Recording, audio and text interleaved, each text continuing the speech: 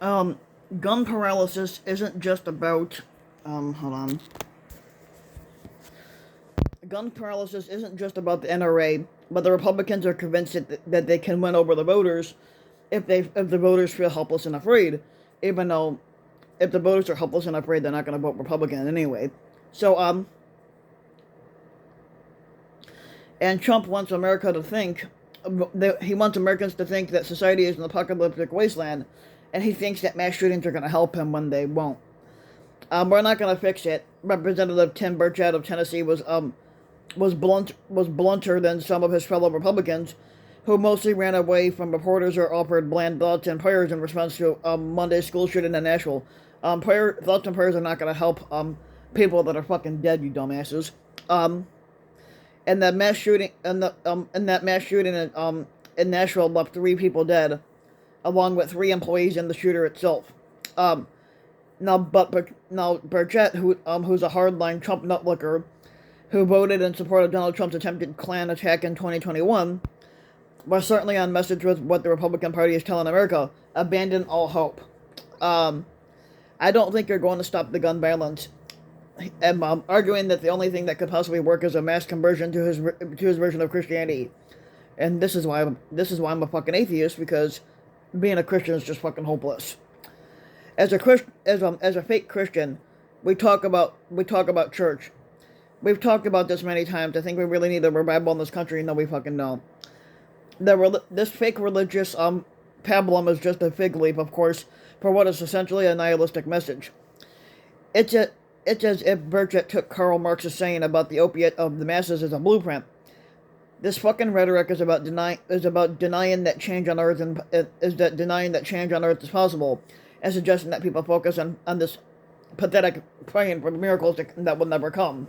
Um, Now this is grim stuff, and this is very on brand for Republicans. They are, after all, a party that's still completely they're a party that is still completely in the thrall of Trump, whose main campaign message is that America is a hellscape beyond redemption, and that the only viable response is retribution.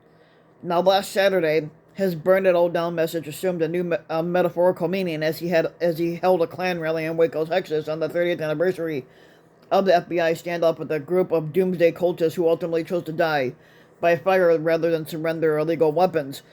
Trump's speech was a cut-rate version of the apocalyptic ravings of the Waco cult leader David Koresh, who was full of talk of how the country has fallen. Our society has collapsed in the upcoming squatting election, and is in its final battle. Now, the tapings of the Klan rally, which opened with a video montage of the January 6th Klan insurrection, only enhanced the Armageddon messaging.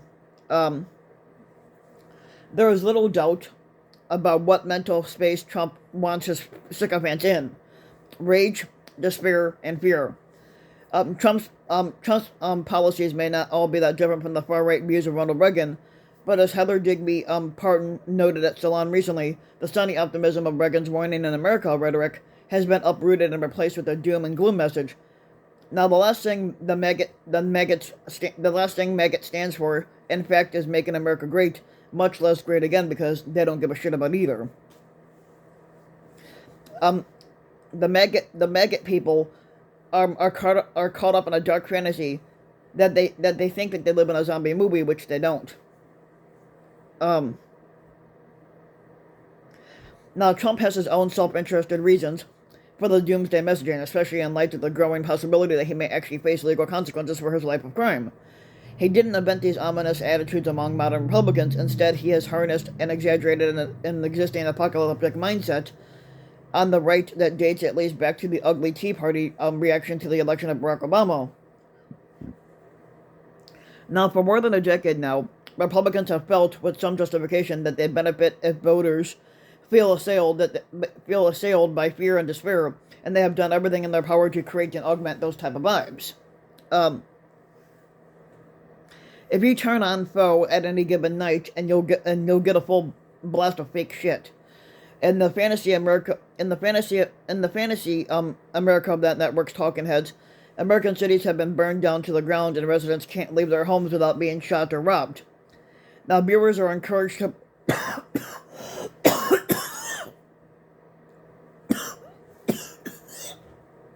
Um, Now viewers are encouraged to believe that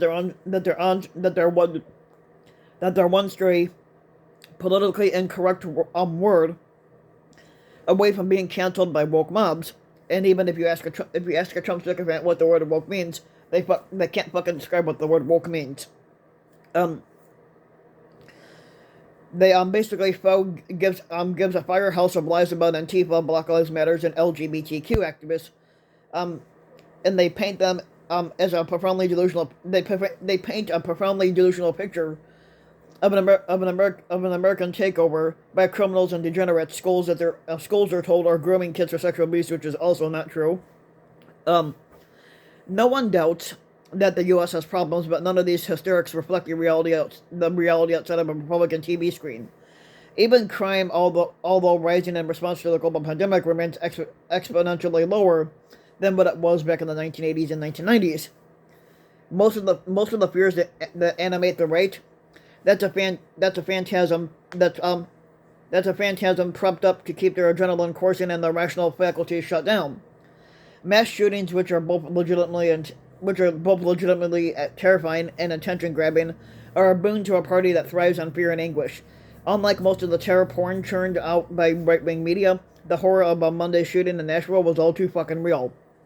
The shooter blowing out windows and stalking the hallways, basically. The fleeing children, the weeping parents, the cops rushing the building to take the killer out. Unlike Antifa riots or the fictional fires burning down American cities, that actually happened. It's no wonder that the immediate Republican response to mass shootings is to fight like hell to block anyone who tries to slow down their mayhem. This isn't not just about the political power of the NRA anymore. The gun lobby has lost much of its financial clout. Republicans believe that mass anxiety benefits them, which it doesn't. So anything that keeps the public on edge is a political win to them. Most of the time, they have to make up the threats to scare people.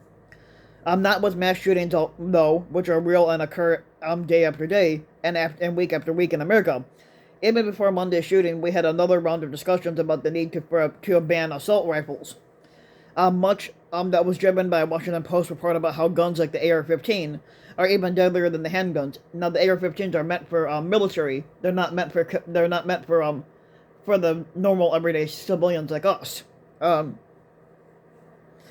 Senator Sherrod Brown, who's a Democrat from Ohio, said on Twitter, guns like the ones used in Monday shootings are weapons of war.